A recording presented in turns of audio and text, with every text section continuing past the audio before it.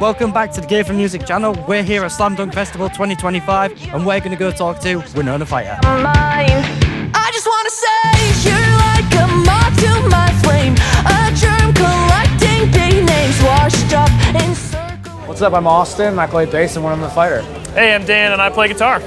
Awesome. So we've just got your set. Obviously you're in the Key Club stage. That was your last gig of the UK run, was it? Oh yeah. Cool. How have you found the reception in the UK? Obviously you guys is it your first time here or?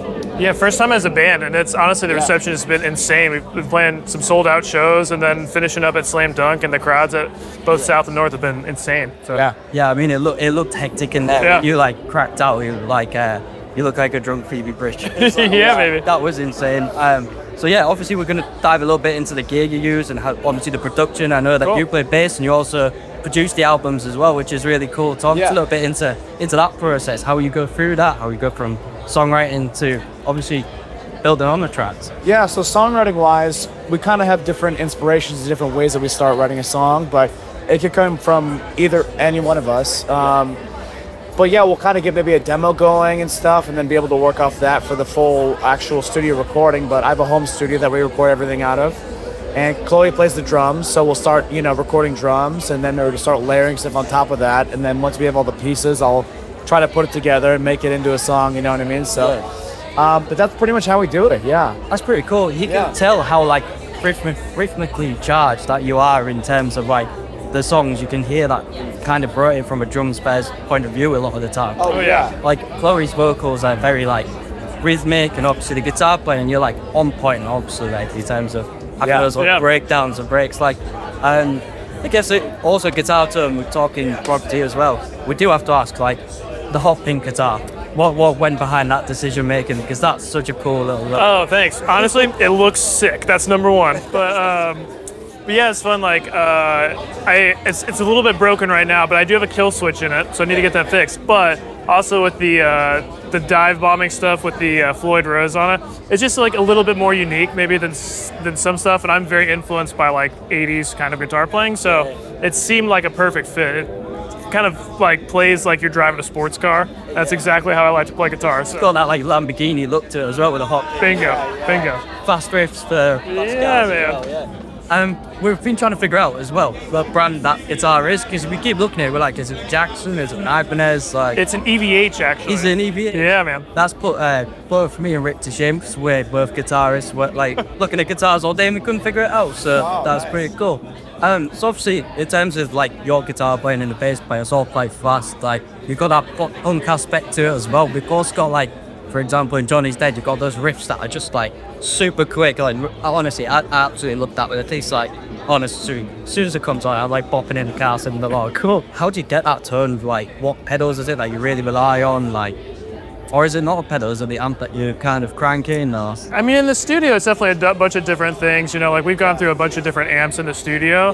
But live, we are all ampless, so we've got amps in a box essentially on stage that we go through. That's just at this point in our touring lives a lot easier than lugging a bunch of amps around in a little van. So just keeps it more simple for us live at least. But that's a wah, and you have a boost on that? Yep, exactly. That where it is, because it's honestly just it flies off the handle. Yeah. It is mental. So, I mean, you've recently signed to a few Eyes Records. Talk a little bit about that experience. How has that been for you? Obviously, go from grassroots venues and Nashville all the way to. Yeah. No, man, it's been great. And they've been super supportive of us as kind of a DIY band as well. So, when we're working on the record, they're just let us know when it's done. Yeah. We'd love to hear it. You know what I mean? So, but they're just very supportive and I think, they're just behind us all the way. So that's so awesome. The fact that they just kind of let you run with it, trusted you guys to just kind of do what you guys do. Exactly. Yeah. It's very rare, but in a great way. I mean, it just worked out perfectly for us. Yeah. It sounds like the perfect setup. Absolutely. Honestly. Yeah. So I guess in terms of future plans and stuff, you've just released your album, which is My Apologies to the Chef, which is such a cool name. How did you come up with that title? Yeah, I think it's something that I think maybe Chloe started saying it first. Obviously as a joke on my compliment to the chef. So you go my apologies to the chef.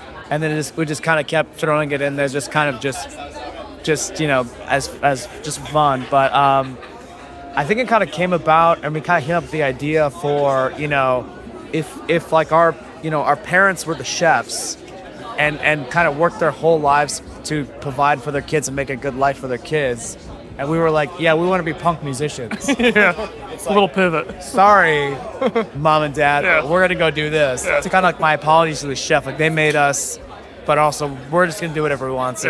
Yeah. But they're proud of us Yeah. and whatever.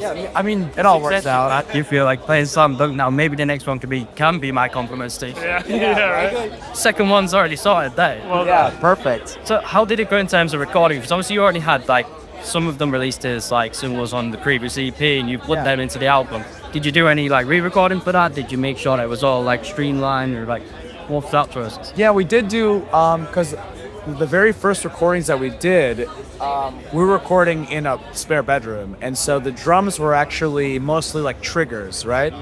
And so when we made the whole record, we recorded all live drums for everything else. So we had these old songs that we re-recorded the drums on. Yeah. But other than that, it's all pretty much the same. Yeah. Awesome. Yeah. I mean, you did an excellent job. So whoever mixed that, if that was you. Yeah, that was me. Yeah. The trigger drums, because I could not tell. Oh yeah, that was like 2021 maybe. Yeah. Or 2020. Yeah, but now it's all real stuff. Yeah. So that's awesome. So Yeah. what's next for you guys? Like, what's your big plans going forward? We're headed back to the States and basically going to be on tour for like 2 months. So just doing a bunch of headliners, a couple opening slots, and then some festival dates as well. So we're going to be busy through the end of July touring, which will be great.